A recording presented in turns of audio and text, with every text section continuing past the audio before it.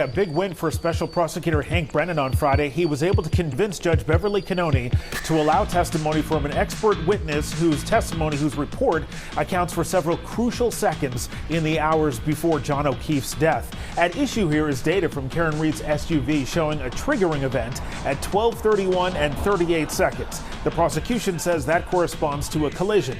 O'Keefe's phone data shows he manually locked the phone about 30 seconds later at 12:32:09, which would be impossible if he had just been hit and rendered unconscious.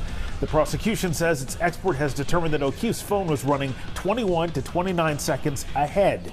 So when you subtract the time difference, the two events line up. The defense argued the prosecution is changing its story and pulling the rug out from underneath the defense strategy halfway through the trial. The government is not changing their timeline.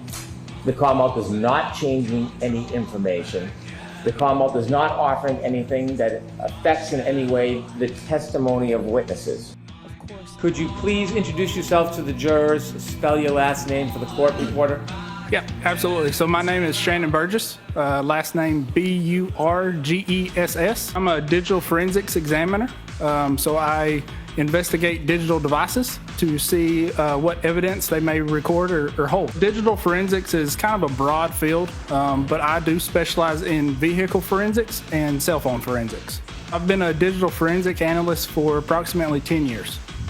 Before I was a digital forensics analyst, I was working in the automotive manufacturing field. I'm presently employed with a company known as Aperture, and I'm located in their Dallas office. I offer a number of service lines specifically related to forensics. The clock in the Lexus, is that a universal time, or do clocks on different devices run differently? Sure, so it's not a universal time. Clocks on different devices run differently. So if you've ever noticed that your microwave clock is not running in sync with your iPhone, the same thing is occurring here. Even though the Lexus clock is communicating back and forth with the GPS satellites and other things, the clock is still not synchronized perfectly. So you would not expect this clock to match up perfect with other devices. When you're considering two very different or separate devices, if the time is different, what would that be called? Sure, so that would be called what's called a clock variance. Whenever you're ready, Mr. Leslie. Thank you, Your Honor. You describe yourself as a digital forensic examiner, correct? Yes, that's correct. You use the term forensics often in your analysis. Yes, I do. And would you agree that generally the accepted definition of forensics is something that relates to, that's used in, and is suitable for a court of law? Yes, I would. Professional credentials are important in any profession, correct? Correct. And they're important in your forensic examiner profession as well. Correct. Your profession requires you to provide curriculum vitae, laying out your education, training, and background, correct? Correct. And it's imperative, is it not, that the information that is disseminated about your professional credentials are absolutely truthful, right? Yes, they should be. You say they should be. Let's continue on with that topic. Simple ethics mandate that one is truthful about their professional credentials, correct? Correct. A fundamental credential is what type of college degree you hold, correct? Correct. You provided the Commonwealth, the defense, and the court with your CV in this case, correct? Correct. Ms. Burgess, Yes. I am presenting you with exhibit. TT for identification. Thank you, Your Honor. Do you recognize that document? Yes, I do. And what is that document? So this document appears to be my CV. I'd ask you please to draw your attention to the education section where underneath in red it says BGS, and then, do I read it correctly? It says Bachelor of General Science in Mathematics and Business Administration, University of Alabama - Birmingham, Alabama - currently pursuing. Did I read that correctly? You did read that correctly. Thank you, sir. Tell me if you recognize that. Yes, I do recognize that. And sir, please describe briefly what that is. Sure. So it is a CV as well. In both of those CVs, you indicate that you have not yet earned a bachelor's degree. That is correct. And in fact, as you sit here today, you do not possess any bachelor's degree. Correct. And the reason, as you state, is because that bachelor's degree is currently pending. That's the term you use. So I use currently pursuing. Currently pursuing, yes. So you have a public profile that's published on Aperture's website, correct? Yes, I do. And it's in the form of a biography page. Yes, I believe so. And that biography page has your education listed. Very possible, yes. It states, am I correct, sir, BS, Mathematics, and Business Administration. Is that correct? It does state that, yes. And there is no qualification that's currently pending. It states BS in Mathematics and Business Administration, correct? That's what it states there, yes. And you do not have a Bachelor of Science in Mathematics and Business Administration, do you? No, I do not. LinkedIn is a professional networking platform designed for career and business professionals to connect, share content, find jobs, etc. Is that a fair description of LinkedIn? Yes, it is. When you look at that document, when you click on, if you were to be in your office, and let's see if you're familiar with this, you click on your LinkedIn on Aperture's page, that would ordinarily take you directly to your professional LinkedIn account, correct? Isn't that what the links are there for? Yes, I would expect so. Are you aware that within the last 72 hours, that hyperlink on Aperture's official website was disabled? No, I was not aware. Are you aware that now if you try to go on that link, that you can't, that it's disabled? No, I'm not aware of that. You recognize that document, sir? Yes, it appears to be a screenshot of my LinkedIn account. Your Honor, I offer that into evidence.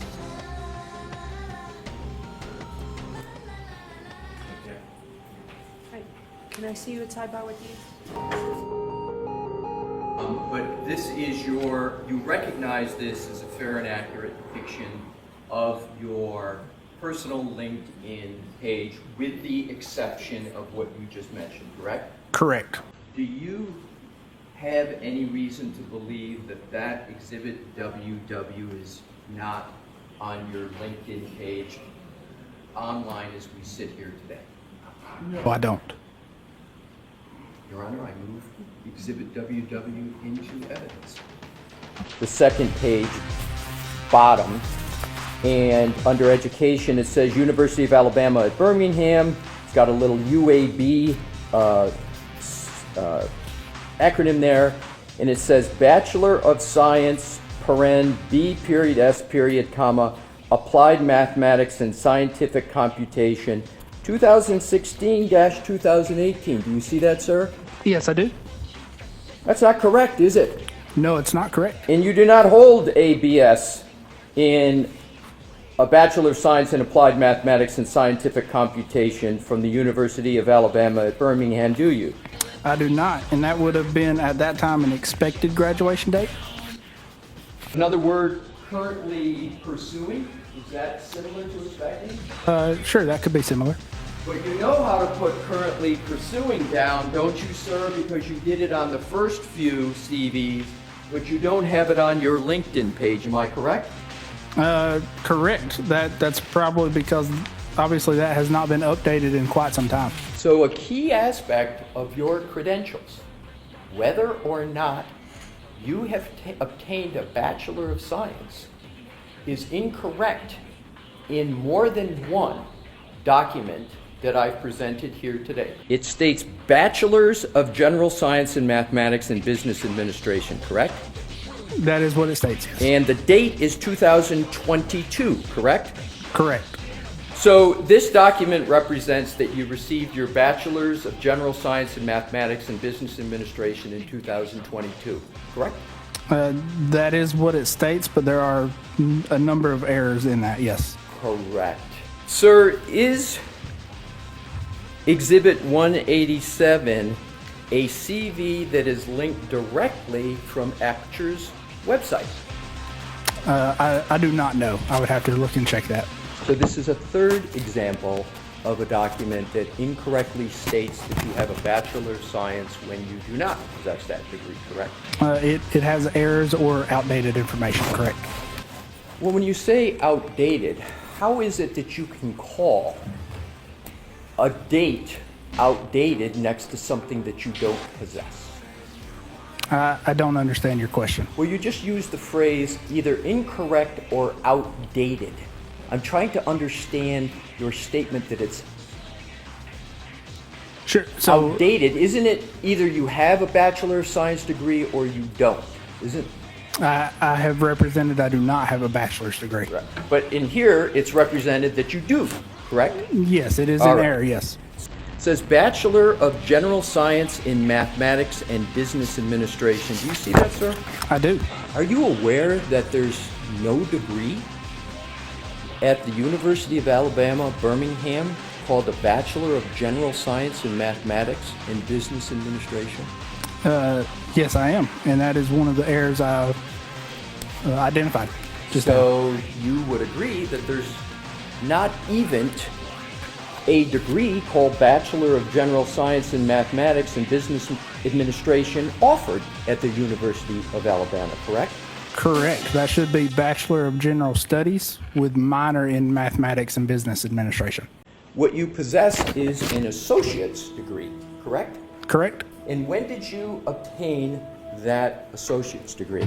So that would have been 2015. Are you familiar with the term mendacity? I am not.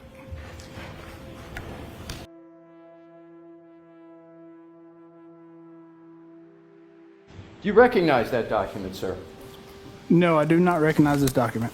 Do you recall ever pursuing a Bachelor of Science degree of any kind? Sure, I do. Around 2008. So you started pursuing a Bachelor of Science for the first time in 2008, correct? Correct.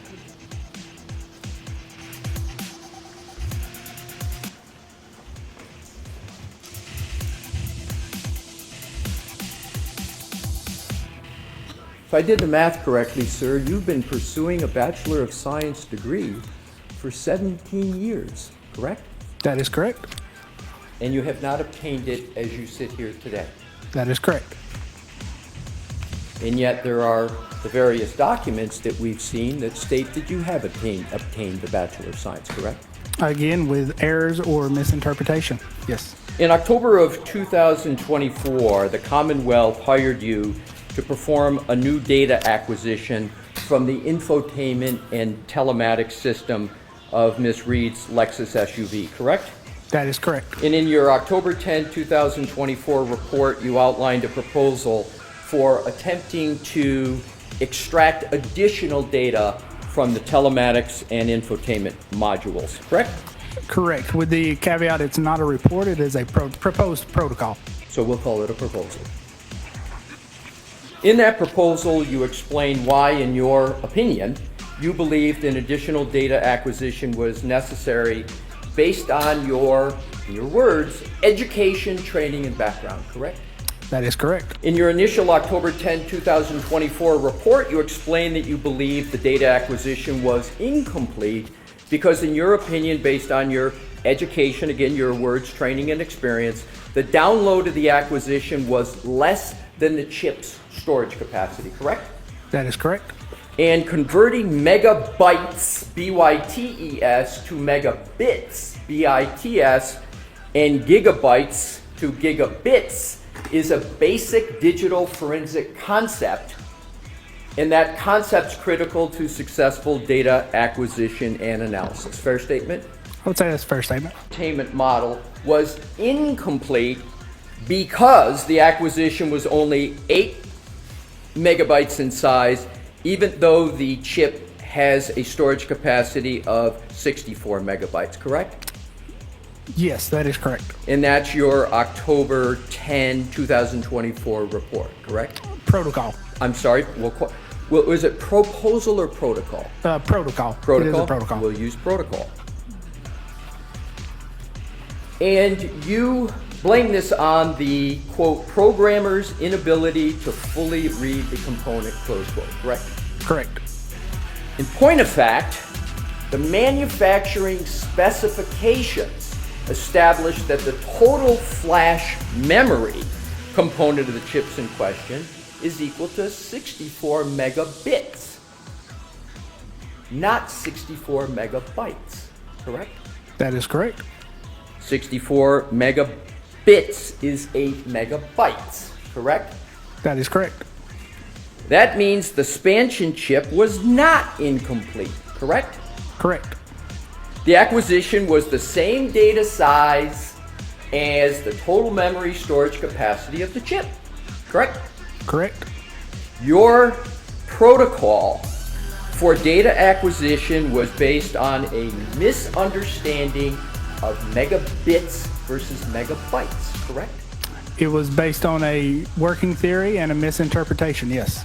And that was your misinterpretation. Yes, it was. That wasn't your only conversion mistake in your October 10, 2024 report, was it? I'm not aware of any others. Data acquisition of the Micron JWB57 was incomplete because the acquisition was only 540 MB in size, but the storage capacity was 4 GB, and that's stated in your October 10, 2024 report, correct? Protocol, yes, Protocol. correct. The Micron JWB57 chip is 4 gigabits flash memory component, not a 4 gigabyte flash memory component, as you incorrectly stated in your protocol. That is correct. So contrary to your assertion in the report, 4 gigabits is equal to 50 megabytes, which suggests that all the available data was successfully retrieved from this chip during the first acquisition by Ms. Gaffney, correct? Correct. So Ms. Gaffney was not in error on that. She did not make a mistake on that, correct? Not on that specific thing, yes. Right.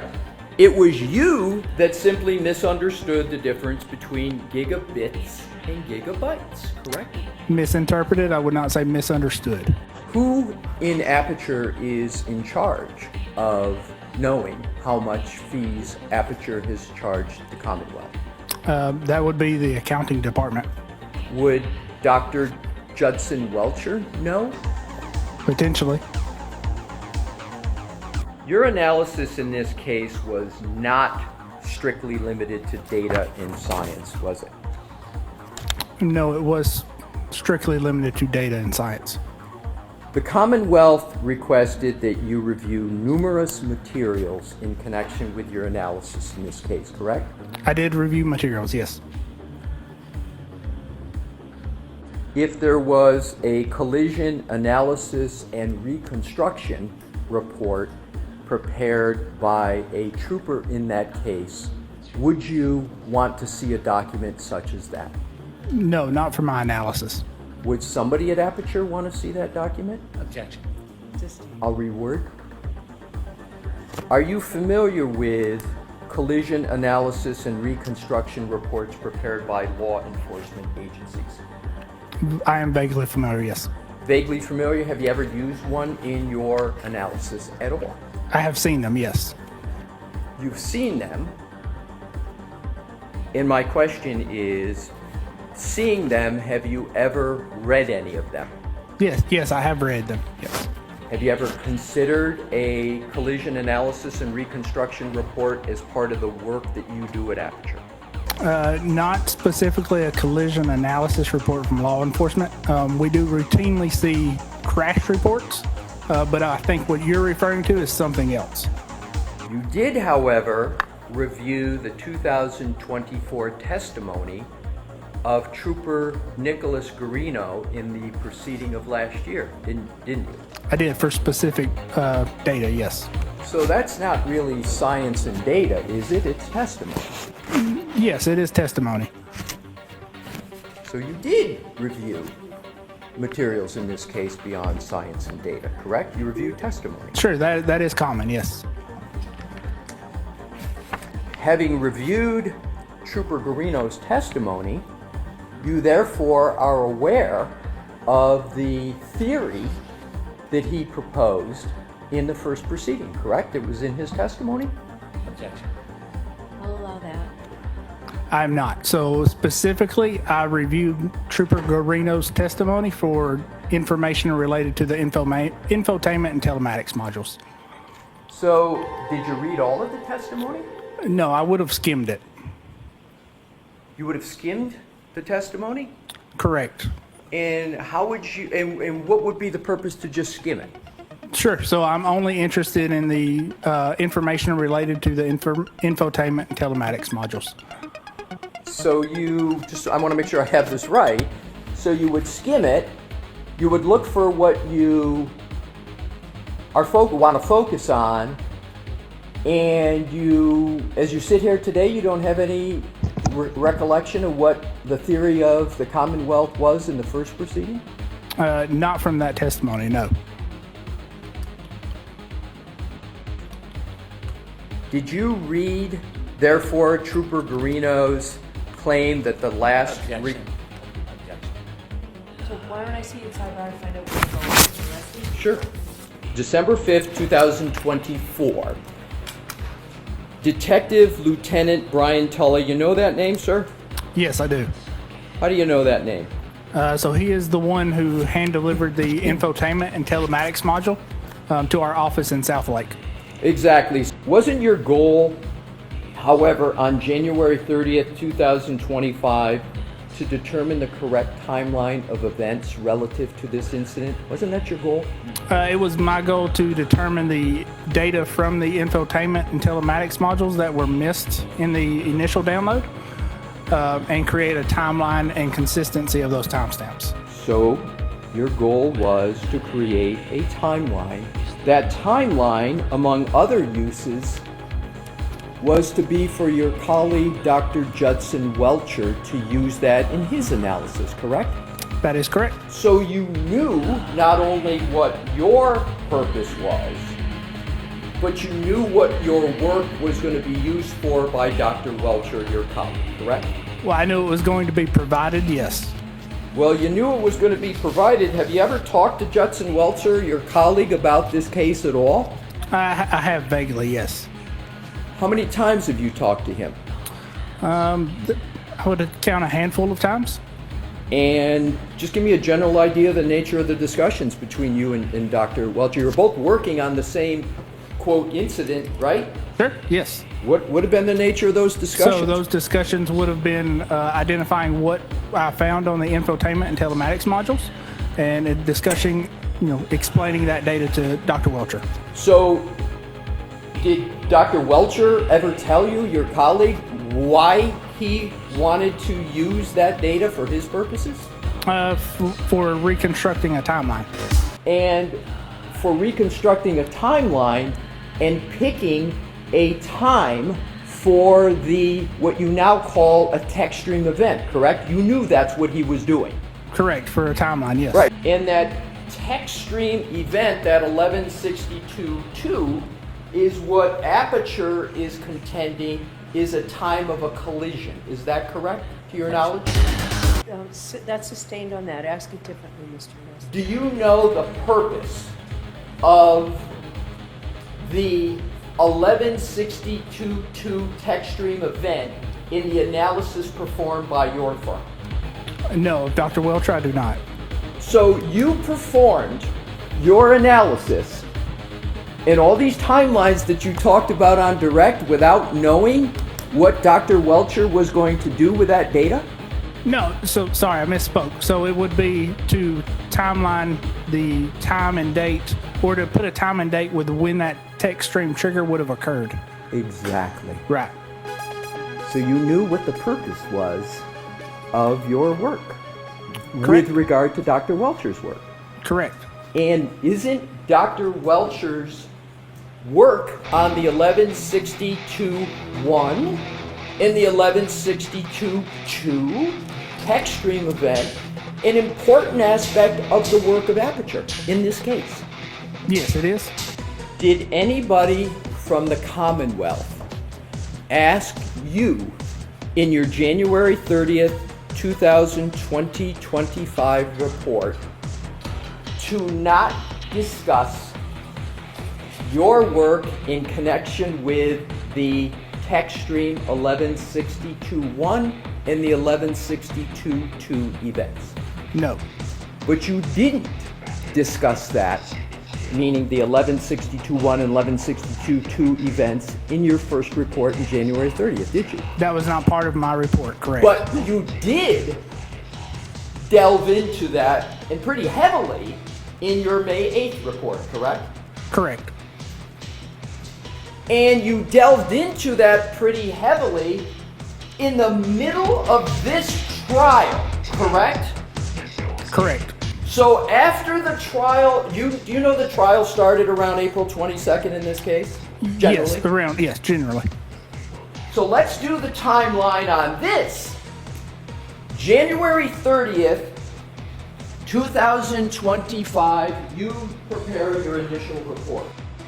In that initial report, you mentioned nothing about text stream event 1162.1, correct? Correct. In that report, you mentioned nothing about text stream event 1162.2, correct? Correct. The trial starts April 22nd, correct? Correct. After the trial starts and after witnesses, of course, are appearing, you prepare another report, correct? Correct. And that's your May 8th report, Correct. right in the middle of this trial. Correct. And right in the middle of this trial, you enlarge the number for the 21 to 29 range. That's bigger than what was in your first report, correct? No, that is not correct. Well, you changed the number, don't you? No, I did not change the number. Well, let's go back to see exactly what you did, sir. Sure. Let's start with the basics. You said on direct examination, sir, that you prepared your May 8th report on your own initiative. Those were your words on your direct testimony, correct? Correct. I'm going to read the first line of your May 8th, 2025 report. Okay. It starts, "Dear Mr. Brennan," do you see that? Yes, I do. "Pursuant to your request," that's a request you're referring to, Mr. Brennan, correct? Correct. "I have completed an additional analysis concerning the above referenced matter. To formulate opinions, the following additional items were reviewed." This wasn't done on your initiative. You put in writing you did it at the request of Mr. Brennan. Which is it? So that was on my own initiative. This is a holdover, so a copy and paste from my original report. You're explaining the May 8th report in your language pursuant to your request as a cut and paste from a previous report? Yes, I am. Do you cut and paste important information from one report to the other without checking it for accuracy? I copy and paste certain portions. Do you ever review what you cut and paste to see if it's accurate? Yes. You didn't review it this time though, did you, sir? No. I did not think it was significant. Oh, you don't think it's significant, sir, that the matter is in the middle of a trial and there's a request for a new report after testimony has occurred in that trial? You don't think that's important? Objection. Why did you prepare the new report then? Sure. So there was a claim from a PowerPoint presentation by Mr. DeSogra of trying to adjust clock syncs or making clock adjustments based on the synchronization of certain events. That was produced in March. Upon reviewing that, my initial thoughts were to address that in testimony, but as I was preparing for trial, I made the decision that it needed to be better addressed in a supplemental report. You understand his presentation merely was responding to the work that you did, correct? No, that's not correct. So your belief is that Mr. DeSoger's report didn't address at all what you had done? Partially, yes, but no. Okay, but let's cover the basics. You Sure. agree that Mr. DeSogra addressed, at least in part, the work that you had done? He tried to address, yes. Right. So do you know the date of Mr. DeSoger's report as March 5th? Does that sound right to you? Yes, that's what I So said. you had Mr. DeSogra's report that you claim was the basis for you on your own in the middle of this trial, creating and submitting a new report.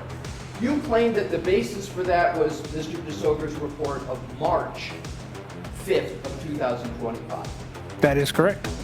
You waited 2 months to do that. Again, my initial thoughts were to address it on My testimony. question, sir, is not your thoughts, just did you wait 2 months? Just let him finish the answer. My question, sir, finish it how you like. Sure. So 2 months, was it 2 months between March 5th and when you submitted your report on May 8th? Is that 2 months? yes, it is. Did you know when this trial was going to start, sir? Generally? Yes. Do you think it's fair to submit a report without anybody asking you in the middle of a trial? Assistant.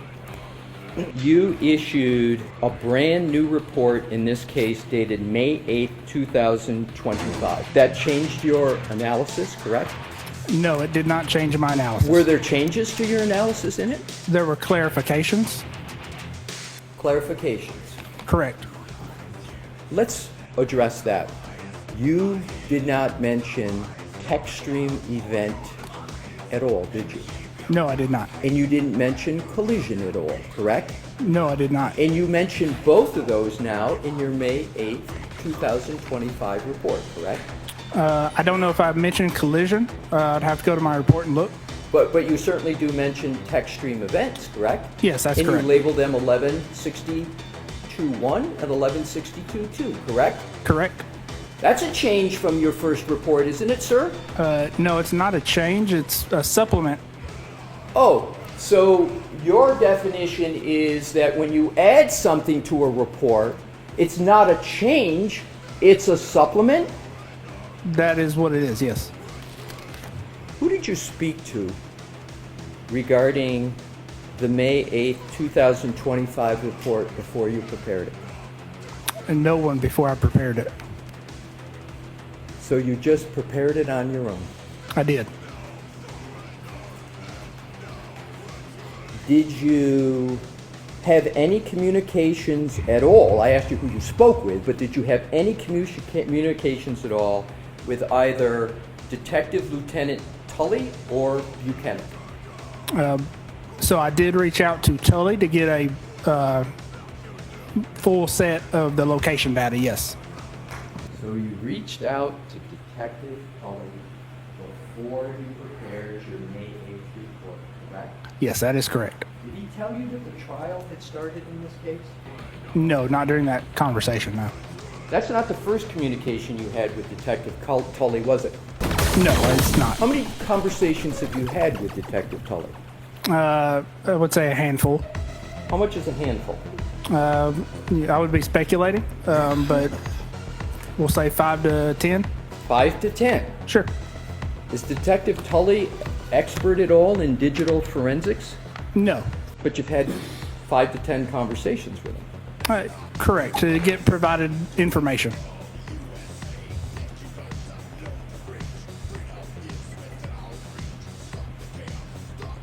Did you have any discussions at all regarding the May 8th, 2025 report you prepared in the middle of this trial with anyone from the District Attorney's Office? Yes. When did you have those discussions? That would have been on, probably May 7th when I reached out to Mr. Brennan. So you reached out to Mr. Brennan on May 7th, 2025, correct? Correct. That's before May 8th of 2025, correct? Correct. So before you sent that report in, you had a discussion with Mr. Brennan about it, am I correct? Correct. What was that discussion about? That was just a discussion over the data and what the report said. How many times in your career, sir, have you submitted a supplemental or amended report in the middle of trial? This would be the only one that I recall. So this is the only time. How many years have you been doing this? Approximately 10 years. And so approximately 10 years, this is the first time you've submitted a amended supplemental report in the middle of a trial. A supplemental report, correct. As you call it, a supplemental report in the middle of trial. Correct. Do you know a person by the name of Ian Whiffen? Yes, I'm familiar with the name. You say you're familiar with the name. Are you more than familiar with his name? Are you familiar with his work? I'm familiar with his report in this case, yes. So you're familiar with his work if you're familiar with his report, correct? Correct. Do you know that Mr. Whiffen has testified in this trial? No, I do not. Do you recall on your direct testimony saying that one of the reasons that you did this supplemental report on May 8th was you got new information or more information about Mr. O'Keefe's cell phone? Yes, correct. You had that information through Mr. Whiffen's report back in January of 2025, didn't you, sir? Correct. I had the report. I did not have the data. Well, didn't Mr. Whiffen's report discuss location in a pretty detailed manner? Yes, it did. And didn't he use GPS location data in that report? Yes, he did. You had that in January 4 months ago, correct? Correct. And you read it 4 months ago. Correct. Yet you still submitted a report on May 8th in the middle of this trial, correct? Correct. Are you familiar with a digital forensic analyst named Jessica Hyde? I am familiar with the name, yes. Do you know she's working on this case on behalf of the Commonwealth? Yes, I think I have heard that in conversations. Have you read any of her reports? No, I have not. So you're aware she's working on the case, but you're not aware of whether she's issued reports in this case. Correct. So you're not aware whether she has issued reports that mention about GPS location data, correct? Correct. Did you ever ask for her reports? No, I did not. Did anybody ever tell you or comment to you whether your analysis is consistent or inconsistent with the reports of Mr. Whiffen or Ms. Hyde? No.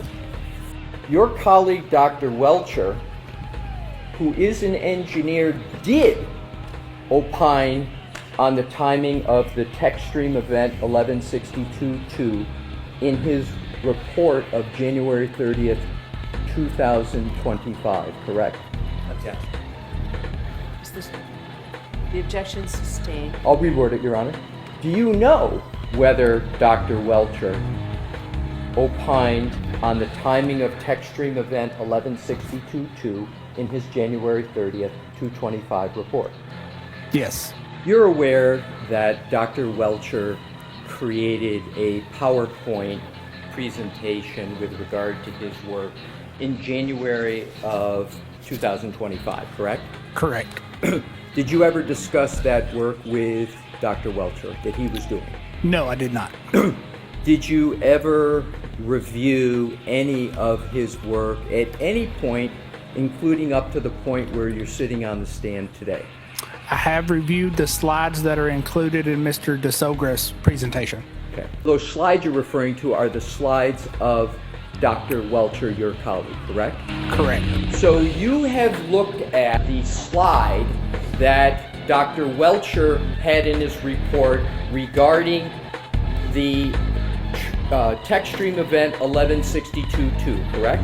Correct. And And sir, what do you recognize that slide as? So it is a slide that states a number of times associated with text stream event 1162.2, which would be the second event. And did you consider this exhibit AAA in your preparation of a response to Mr. DeSogra's March 5th, 2025 presentation? Yes, I did. I offer this into evidence, Your Honor, AAA for identification. I'd like to put the whole report in. Your Honor, I have no need to put the report's 143 pages. So I'm going to let this in, and I haven't decided yet of the full 143 pages. Okay? Fair enough, Your Honor. And I re-offer it into evidence, Your Honor. Yes. 188. Could someone provide me with that 143 page today, please? Sorry, what are you asking for? For a copy for me of that 143 pages before we leave today. Before we leave, we'll get it, Your Honor. Thank you. One way or another. This is the slide that you considered in responding to Mr. DeSogra, correct? In response to Mr. DeSogra's analysis of this slide, yes, correct. And this slide, to be clear, is a slide prepared by your colleague at Aperture, Dr. Judson Welcher, correct? Yes, that is correct. Sir, could you please read the time that Dr. Welcher states for when infotainment trigger 1162.2 occurred? So that would be text stream trigger, just for clarification, but yes, I can. Well, let's go to that. You use the parlance text stream trigger. Dr. Welcher uses infotainment trigger, but it's 1162.2. You both use 1162.2, correct? Correct, and I think that may be a misunderstanding of how he's worded it. Well, Your Honor, I'd actually move to strike that about what Dr. Welcher. I'm just going to what the document says. I'm just going to leave it, but go on. Thank you, Your Honor. So the document says that the infotainment trigger 1162.2 occurred at approximately 12:31:38, correct? Correct. And that it ended at 12:31:43, correct? Correct. So we've got the trigger, according to Dr. Welcher, as of recently as January 30th, 2025, starting at 12:31:38 and ending at 12:31:43, correct? Correct, according to the Lexus clock. Right. Yes. So now let's go down to what says below. Per report from Ian Whiffen, O'Keefe's cell phone data showed, quote, most notably, all device lock events, including the final lock event at 12:32:09, were user initiated by the user pressing the side button briefly. You see that, sir? I do. And did I read that correctly? You did, with the caveat that's according to the iPhone clock. Right, but in any event, that's what Dr. Welcher states on his slide, correct? Correct. Do you know, sir, that the iPhone data reported by Mr. Whiffen that you read, that Dr. Welcher references, do you know that report of Ian Whiffen says there was an end of a health event of 36 steps covering a distance of 84 feet that ended at 12:32:16, which is after 12:31:43? Yes. And you know that? Yes, with the caveat those clocks have not been adjusted. But you know that there was a end of health event of 36 steps covering a distance of 84 feet that ended at 12:32:16, which is after 12:31:43, correct? Correct. You said you've read Mr. Whiffen's report, correct? Correct. So you know that Mr. Whiffen states that there was a pocket state detected on the iPhone of Mr. O'Keefe at 12:33:14, correct? Objection. So the same, I'm going to strike it, do it the same way, Mr. Lassie, okay? I will, Your Honor. Thank you. Do you know when Mr. Whiffen has noted a pocket state detected of Mr. O'Keefe's phone. Do you know? So, Mr. Leslie, why don't you show it? It's already in evidence in So are screen. you talking about Mr. Whiffen's report, or you? Correct, well, you know what, I'm gonna show him the report, Your Honor, I'll Thank you. do it the way you suggested.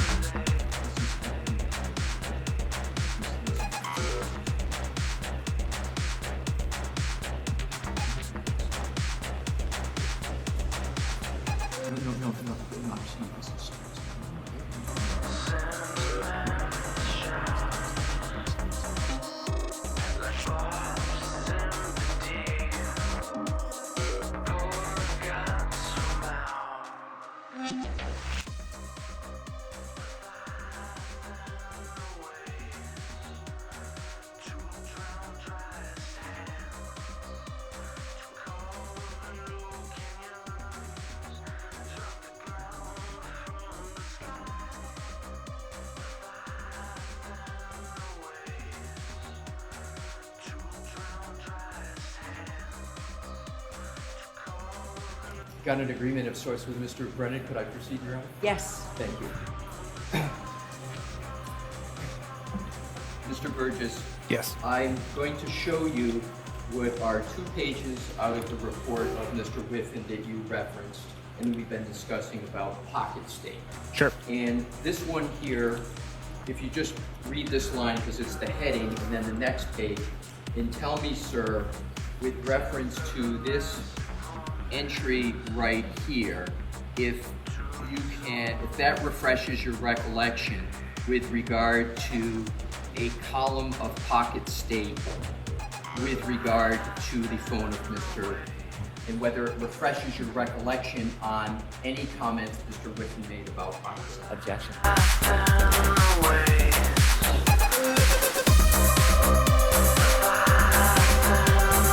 I'm going to see it sidebar for 2 minutes. Okay.